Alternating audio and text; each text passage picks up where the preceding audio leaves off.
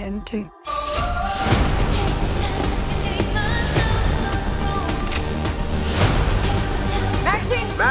Maxine. You're a fucking movie star. سلام عرض میکنم به همه دوستان و بینندگان و همراهان کانال فیلم فریم 2000. تو این قسمت میخوام یه فیلم جدید در ژانر اسلشر به نام مکسین رو بهتون معرفی کنم. مثل همیشه ممنون میشم که کانال رو سابسکرایب کنید، ویدیو رو لایک کنید، زنگوله بالای کانال رو فعال کنید.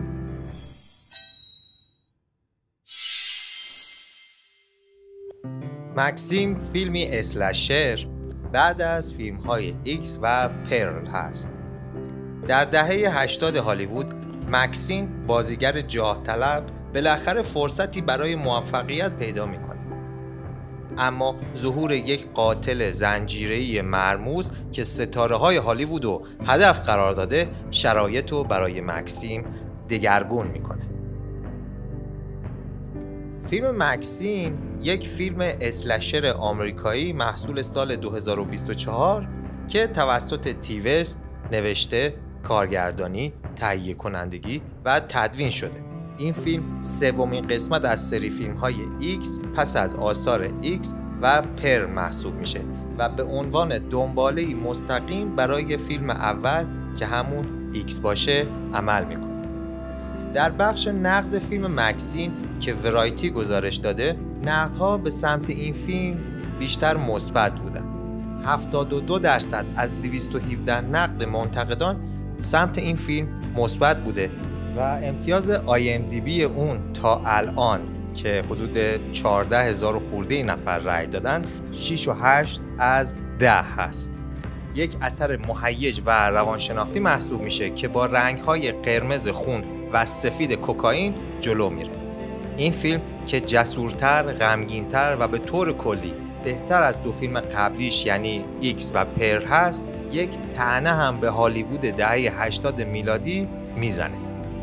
فیلم مکسین نه به اندازه پر احساس برانگیزه و نه به اندازه اون اصالت داره، ولی استعداد بی‌پایان تیوست توی این فیلم روی ارائه تصاویری جنجالی و نمایش کشمکش مداوم بین اصولگرایی و پورنوگرافی تمرکز داره. وست با توجه به جنسیت زده بودن صنعت سینما توی اون زمان هالیوود، پیامد اون رو در رشد بی‌رحمی‌ها و جاه طلبانگی شخصیت مکسین به تصویر میکشه. وست و الیوت راکت، تصویربردار ماهر فیلم، تصاویر زننده فیلم‌های جنسی اون زمان رو تقلید کردن و در کنار قلب زشت فیلم اضافه میکنن. گاس که نقش مکسیم رو توی این فیلم بازی میکنه، باز هم درخشان ظاهر شده. در پر اون نقش یک تازه کار با چهره‌ای معصوم رو بازی کرد که رویاهاش به جنون تبدیل میشه و حالا میپرسیم آیا مکسیم در همون مسیر قرار میگیره یا نه. تنها اتفاقی که میتونه در نقد فیلم مکسین تاثیرگذار باشه، استفاده حداقلی از مهره‌هایی بوده که ما در لیست بازیگران اون دیده بودیم، مثل هالزی، لیلی کالینز و سوفی تاچر. به نحوی نام‌های تجاری برای فیلم دست و پا کردن که توی فروشش تأثیر بذاره، ولی بهتر بود که مخاطب سکانس‌های بیشتری از اونا رو شاهد می‌بود. همینطور کمبود سکانس‌های اسلشر در طول روند داستانی فیلم مخاطبی رو که دنبال یک اثر تا حدودی وحشتناک رو یه مقدار شاید ناامید کنه که این میتونه یکی از نقاط ضعف این اثر باشه. مثل دو فیلم قبلی، مکسین هم تعهد چشمگیری به طراحی تولید و زیبایی شناسی سینما داره، اما فاقد خطوط کشنده و لحظاتی بوده که به ویژه توی فیلم پر شاهدش بودیم. به طور کلی میشه گفت که وست یک سگانه محکم و شگفت انگیز خلق کرده. هر فیلم از این سگانه دارای سبک منحصر به فرد خودشونن و هر کدوم به صورت مستقل میتونن روی پای خودشون بایستن.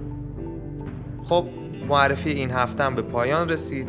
ممنونم که تا اینجا با من همراه بودید. بازم دمتون گرم که کانال رو سابسکرایب میکنید و این پست رو لایک میکنید.